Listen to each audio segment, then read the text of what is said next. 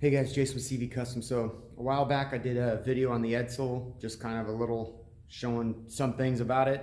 And some of my subscribers wanted to see more of it. I know it wasn't a super popular car, but someday people are going to be looking for stuff on an Edsel. So basically what we've got, it's a 59 Ford Edsel, and today we're going to put the power steering in. Now, because it's such a rare car, you can't really get a bolt-in power steering setup, and it's probably you can't really do it for a lot of this era Ford cars, so I would imagine it's probably going to work on the others. So what we're going to go over today, the box itself, the power steering box, is kind of a bolt-on. What you have to modify is the steering column. You either got to get an aftermarket steering column and then put the linkage together, or you have to modify your steering column. The owner of the Edsel has opted for us to modify his steering column so it looks factory, but he has power steering. So without further ado, let's get into it and we'll show you how to make this thing power steering. All right, so let's see what it's going to take. We're going to start by getting the manifold out of our way, and then we'll get the box out. Now the standard box is like solid to the steering column, so we're gonna pull the box out and we'll walk around here because I was already looking at it. I gotta take the cover off, pull the column, and then see how we're gonna modify the column to go to the gearbox. So yeah, don't really know what we're gonna do yet, but let's get it apart so we can formulate a game plan. Okay, so that was a little doing, but the steering box is removed. It just slides right out through the front. I was almost afraid I was gonna have to slide it out through the bottom. But yeah, it slid right out through the front. Did have to put a little heat to get the pitman arm off. Pitman arm's still just hanging.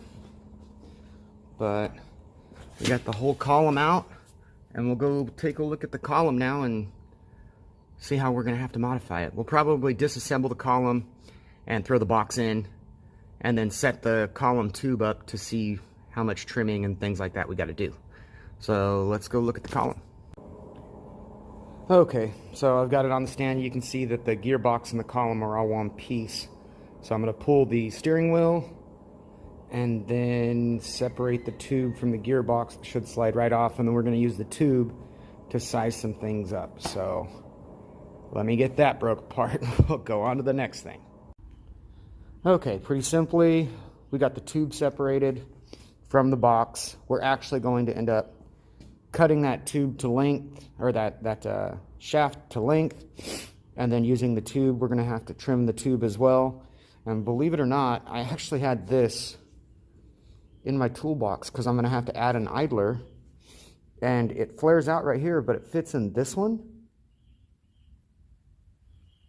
So I think we're going to be good to go. And then fits right on the shaft, so this should work out just fine. Let's size it up. Okay, so we'll get to the box in a second, but basically what I've come up with, this is our shifting linkage, and the new knuckle on the power steering box is going to be somewhere like right in here. So I'm going to move this pilot bushing or idler bushing that's holding the shaft. I'm going to remove it and put it as close as I can, and then this shaft will just stick out and still be in the same position it was. We'll have to remove this tab and then put it right back on where it was. I'm using my spot weld drill bit. You can see that's all it was. So I've already hit one. That's what she looks like. I'm gonna get it off, and then we'll pull this out of the way so we can clean this. Then we'll have to clean the shaft so that this idler can move up. And we'll tack it later once we know where we need to be. But we're going to end up cutting this tube and then our shaft to length so it can go on properly. So it's a little bit of work, but we're gonna get it figured out here. Okay, so the column shortened. This is how much we took off. It was right here. And then we moved the idler so it's still at the end of the tube, and put the linkage back on. So everything's right back where it was. The only difference is our tube's now shorter, and that bearing actually pressed in perfect. And I'm not kidding about how lucky I am that that was just here. So that's going to make this work out pretty well. It's actually funny. Walk over to the box. I'll show you. I think it's this drawer. Yeah. See, I just had a bunch of these. I don't even know why I had them, but there they are. So yeah, now, next step, we're going to get the shaft itself to the right length, and then we've got power steering. So let's get on that. Okay, so after multiple dry fits, this is our new column. We've got our length set, and I tack welded the yoke on in place. There's 2 tacks there.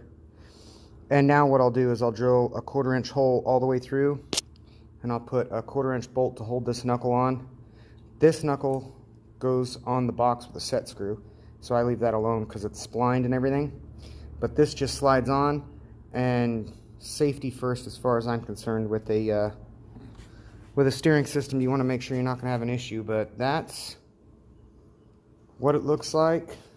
And again, this is what we cut off. So that was, let me flip my hand so you can kind of see it. That was the length going to the box, and now this is the new length going into the power steering box. So we'll get that hole drilled, and then we'll tape this off. No, that's not billet aluminum. So we're gonna go ahead and we're gonna paint this as well. And yeah, we'll get the touch-up paint on this so it looks nice and clean, and we'll throw it back in. And then we'll take a look at how it turned out. Okay, looking at the way it turned out, I'm actually gonna jump in here so we can get a close-up on how the box actually went. Now, I didn't do a lot of talking about mounting the box because it seriously was just undo the 3 bolts and bolt it up. The only other thing you had was your pitman arm. Not a big deal. But if we can look at the column, how clean it looks. See, the shaft comes out right over the box, so it's still going to shift just like it did. And now the knuckle is right where the firewall is. We'll go look at it from the other side, but you see I painted everything, not the hardware, and I'll show you the other end of that knuckle when we get inside. Okay, I was trying to show you guys how the column looks underneath, and realized I need a flashlight to really show you, so I went and grabbed one. The steering column is in exactly the same spot. Now, one thing we did fix, I don't know if you saw it in the earlier part of the video, but there was a big gap here. Now, by me setting the length of the shaft, I was able to suck that gap in, and it looks a lot better as far as the aftermarket steering wheel goes. But let's get in here, get some light. Okay, so you see, if I can just pull this down, you can see where the knuckle's coming right through the boot now. You can see our 1/4 inch bolt that goes all the way through the knuckle, so that's never going to be an issue. And then again, we painted everything up so it looks like nothing was ever modified. The only real difference is that we moved this idler, but that shaft's not going to flex for shifting. So the column's going to work exactly the way it did factory, but now it has power steering. So that's exciting. And again, I just think it turned out pretty good. That's a good looking dash. Okay, so the box is in, the column's done. If you made it to the end of the video, we're gonna put the engine in next. I'm gonna go ahead and film that too. Now, the engine was built by Tim McMasters at Hanford Auto Supply here in California. He's like the Y-block guy, and we're putting a Y-block engine in. It was originally a 292. I would assume it's probably a little higher end now. I can get those numbers from Tim before we actually put it in. But before we put it in, we're going to be getting ready to put the Sniper fuel injection kit on it. So we're going to mount that power steering pump that didn't get done in this project because there was so much involved in the steering column. And then this car already has AC, so we also got to mount the AC to the engine, or AC compressor, and start putting on the fuel injection stuff. He also got an MSD distributor, so we're going to drop that on. Right now, the distributor that's on the engine is just a factory distributor with Petronics in it. So we'll pull that distributor, and I'm actually going to leave it out while we set the engine because it's easier to get to the bell housing bolts with the distributor out. So we'll go over all that when we get there. But I appreciate you guys watching. Hope you enjoy the videos, and if you could, like and subscribe. Helps me out, and I can put out more of these videos. So Thanks again, and I'll see you on the next one.